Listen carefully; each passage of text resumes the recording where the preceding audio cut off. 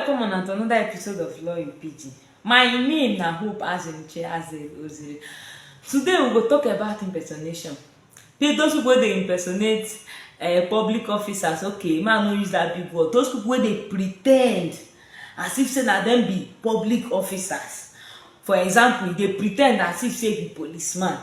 They pretend as if say you be government health worker. They pretend as if say you be Obio Akpo local government environmental officer, or you be Obio Akpo local government enforcement officer.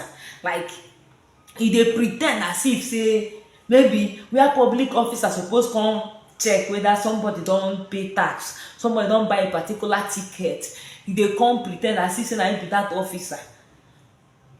Anything wey like pretend, whether they pretend to collect money or not, but you wan pretend say as if say na him be that public officer, na offense. Na offense, and if dem catch you, dem carry you go court, na 3 years imprisonment. So no pretend as if say you be anybody. You no fit be who you no be. No pretend say you be one public officer.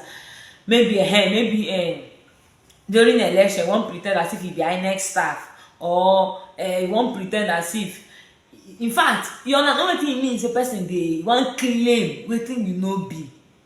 Like wetin public officer suppose do, dey go do am. If dem catch you, na offense. No do am, na offense. Thank you. When you watch our video, dey share am. No dey watch dey keep am to yourself. E no good. When you watch, share am. Thank you.